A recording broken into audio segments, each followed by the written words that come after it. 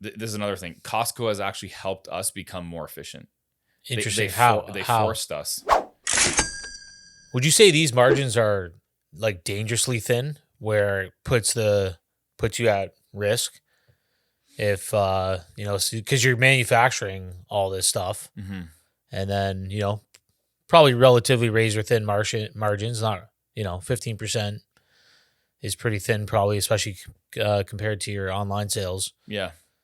It's I wouldn't say it's like dangerously thin. I think getting sub 5 is dangerously thin. Okay.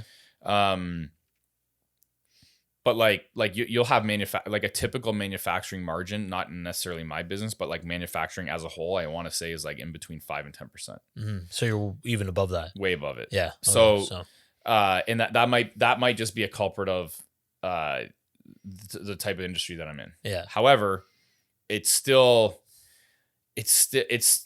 lower than what I'm used to, right? Right. And especially being like new to this business, if certain things go wrong, like it's not enough to like, if protein prices increase during that period of time, because it's like extremely difficult to book out that far as well as that much so far out. See, that's a good point. You already got your hard price that you can sell it for. Yeah. You've got a commitment. If prices increase for you, that's on you. Like that's on your dime, right? Yeah. So you could end up with loss, theoretically zero profit, or maybe even a loss. Yeah, for sure. Now, what likelihood do you think that is to happen? Low, I hope. but it's a game I'm willing to play, right? Like it's. Yeah, I mean, it'd be nearly impossible to pass up Costco. Yeah. And I'm assuming, like, if you're in Costco, I'm sure the product sells because they sell it at good prices. People trust Costco's choices. Yeah, I'm guessing it's like flying off the shelves. Yeah, we were told that according to the sales data that our product is like selling great. That's awesome. Now, does this increase or hurt your online sales? So that's actually really interesting. We have not experienced a drop in our isolate sales. So there's only 2 products that we have in Costco for Canadian protein. It's whey protein isolate, chocolate and vanilla. We have not noticed a drop in sales on our website. I was actually going to wonder if like maybe there's an increase. Now I go by it at Costco once. Hey, I don't want to go to Costco this month. I need some more. Hop online. I think that we would see like ancillary products being bought because of it. I see. Yeah. The stuff you can't get. Exactly. That Costco doesn't necessarily carry, but they're going back because the price is really good. And they're just in Costco anyways. But I also think that the reason for that also is because the typical Costco shopper was not the typical online shopper with our brand. I was just going to say that. Yeah. What is the profile for the Costco shopper versus your online customer? Moms for sure. Moms, yeah. Moms buying for a family. Looking at whatever, make smoothies or whatever. Moms, maybe dads too. Like, dads are in there too. But like when I go in there, it's predominantly moms. Yeah. Do they study this for you? Do they give it to you, the info? They don't. No, they don't give it. No, they don't give it to it. But they'll tell you. They'll tell you like, they'll tell you kind of who they're profiling, like who they think is a good, a good demographic, who the avatar is. Yeah. They have really good data. Mm-hmm. Yeah, they're very systematic, Costco. Yeah, I can imagine. Well, they have. The membership allows them to track specifically who's buying what. Yeah, right. Honestly, it's a great retailer. They have actually helped us. This is another thing. Costco has actually helped us become more efficient. Interesting. They forced us to do it. Oh, to like on the manufacturing and shipping, logistics, operations. Because when you're working with those type of margins, when you're working with Costco, when you're working with, volumes like that, like they're a high choice. Man. I'm sure they're a high demand client. Yeah, like I wouldn't say high. I mean, like, well, you're gonna give us this price. You're gonna ship us this much, and if you don't, else. They're I would say they're high. Their expectations. Yes, they have like that. Yes, they have very high expectations. They're very high. I don't know if I would say they're demanding. They are able to dictate terms. Mm-hmm. because if it's not us, it's just someone else waiting. Yeah. Like I mean, they're in a powerful position. That's the reality of it. Yeah. Is that because I know that, it forces us to be extremely competitive in every facet of what we're doing with respect to that business, so that in the event Costco's like, they take that position, it's going to be difficult for someone else to step in behind us. That's a good point. Yeah. So that's what I like about what they've, I don't want to say forced us, because they didn't force us to do anything. It forced us internally to reevaluate how we do things, because I know that there's dozens of people looking to take over that business. But I don't think that there's dozens of people that can come in and replicate what we've been able to do. Yeah. I mean, Because especially at those margins. Yeah, we are that super quantity. crafty. But that's a typical Costco margin. Mm-hmm. That's not like a margin that Costco, like that's like a well-known margin. Like Costco operates on that margin, I think, for like almost everything, is what I've heard. Well, I've watched a documentary. Yeah. You know, like Same. I've heard from other people that's like I think the margin somewhat differs depending on the type of category of product, but I don't think it's like, you know, protein's 15 or 12 to 15, and then like, you know, chicken is like 50. I don't think it's like different like that. Yeah. I think I think they have a solid across the board margin. That's it. Yeah. That's why they're hard to compete with. And they make a significant portion of the net profit is the memberships, from what I understand, which allows them to, you know, reduce profitability in other areas and offer like very competitive pricing. Yeah. It also might be, like you're also paying to play, right? So like if we want to be on an end cap in Costco, like have you ever been, do you shop at Costco? Yeah. Do you actually do that? Yep. I wouldn't have taken you on a Costco shopper, to be honest with you. But what the hell is that supposed to be? I wouldn't have taken you. But you ever go in there and there's like end caps like in stores, like anywhere, Zayres, Costco, like it costs to be there. Like you're paying for your product to be there. How much we talking? It's like $1,300 a store for my product for a Canadian month. Protein. Yeah, it's like I want to say 2 weeks. For 2 weeks. 2 weeks or something, or a week. 2 weeks a week, something like that. Yeah. Do you do it? Yeah. I don't think I've seen your product in Windsor's warehouse. Just it's probably sold out all the time or something. But It's at the end cap. Just in general. Oh, really? It's in the aisle now, I think. Okay. Yeah, but it's been in there since March.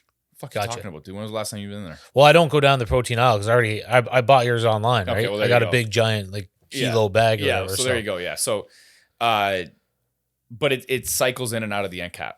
So you have to pay to be there, or like, you know, the products like on the fence when you walk in, you're paying there to be there too. Oh yeah. You're paying to play. I see. Yeah. Now, is it worth it? Have you run your studies and said, hey? Well, I'm piggybacking off of their studies. I see. So it's not like, I don't know how much it's worth it. I just know this is also crazy. There's a sales data company that Costco is I'm pretty sure it's third party, but you pay to get the sales data for your products in Costco. From a third party company that collects it from Costco. Exactly. Interesting. Which is like for us, between the two BioSteel products and Canadian Protein, it's like $30,000 a year. Damn. Probably, I'm guessing it's worth it. It is worth it. Yeah, to have that data. We just bought it. Yeah. Like we just got it. It's like 29 and change. Okay, so you take that and then what do you do with it? It helps us forecast what we need to make. Gotcha. So does it help you with your online business too? Like, I don't know. I haven't even seen it. Like we haven't even gotten access to it. Like we're trying to get access. Like they're actually, Circana, you need better communication. I wonder if they're watching. I hope they are, because they need better communication. So, we've been trying to get the data. In my opinion, I think it's worth it because, it help us forecast. It'll help us like when Costco puts products on sale, it'll tell us like how well the product performed on sale versus not. It'll be able to tell us like, it'll tell you the sales. I'm pretty sure it tells you sales like on a per hour basis even. But so for example, as you can imagine, like, how you're asking like, does the end cap matter? I don't know yet, because I know when the product is on the end cap, but I don't have the sales data for before the end cap and then on the end cap.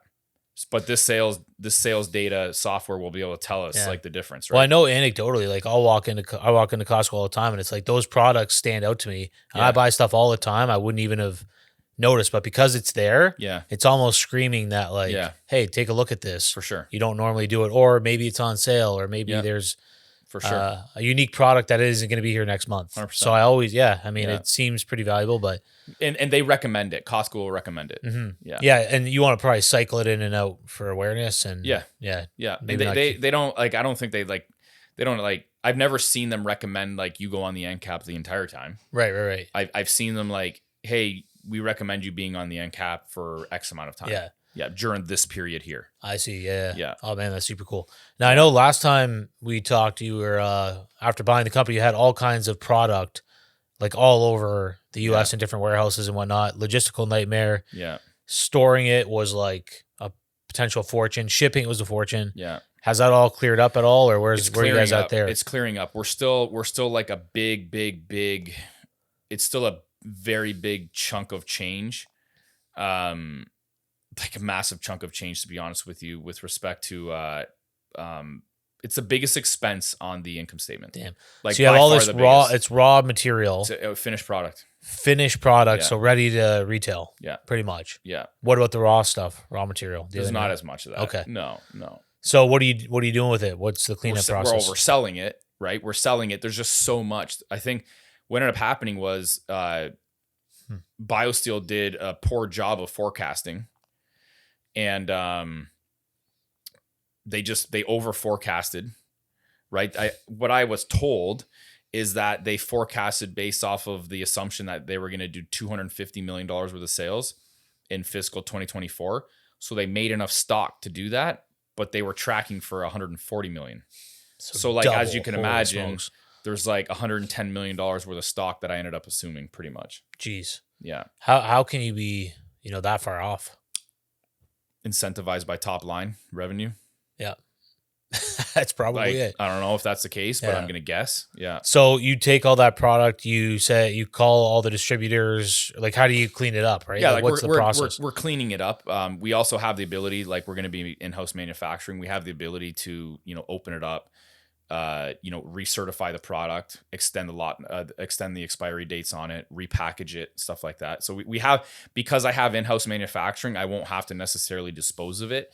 I'll be able to, retest, recertify the product, repackage the product, put it back into containers, you know what I mean? That type of stuff.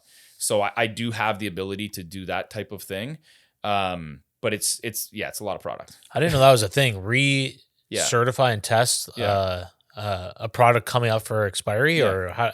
So what's that? Because I always look at the best before expiry dates, and I don't know what those are based off of. Like on today's date it just happens to go bad. Like it's based off of like accelerated stability testing. So like for example, like say this, you can run accelerated stability where I'm pretty sure, like don't quote me on it, I'm not a scientist and he's in the back right now, but whatever, or I'd grab him. But the way that stability works is you would put this as anecdotally, say for example, this product, you would take this product and you would introduce it into a chamber at like 10 times the amount of, or 10 times the, say for example, heat, light, like all of that stuff. And there's like an equation of when you're introducing it to that type of environment that would dictate, okay, well, within a 1 month period, or say if that product's in that chamber for say a week, that's representative of it being in there for a year at room temperature, as an example, or a stable environment. Yeah. And in no light and normal heat, like 72 degrees room temperature or whatever. So you would run accelerated stability on it so that you wouldn't have to actually run, keep this in something for a year, right? And find out after a year. You would run accelerated stability. You would document those results, and then you would be able to extend the lot number on it. What does the expiry stability even mean? like the product's not going bad. It's not growing microbials. It's not the flavor's not changing. Interesting. The quality hasn't changed. The coloring isn't, So being affected. Wouldn't all that stuff. wouldn't they have already done that, right? And given the proper shelf life theoretically, or is this something? Yeah, different? but if it's coming up, like typically, like say for example, this thing has like a shelf life of 2 years, for example. What happens after 2 years? right. And then you also run the risk of like, well, you're not going to do it with this product because it doesn't make sense to recertify this, but might make sense to recertify this. I You see. see what I'm saying? Yeah. So you could do that type of stuff. So you would take something after 2 years and rerun the test, You could. accelerating it. It's a lot of money in testing, but you could take that batch and recertify it. Holy smokes! Man. Yeah. And it happens all the time. This isn't like an uncommon thing.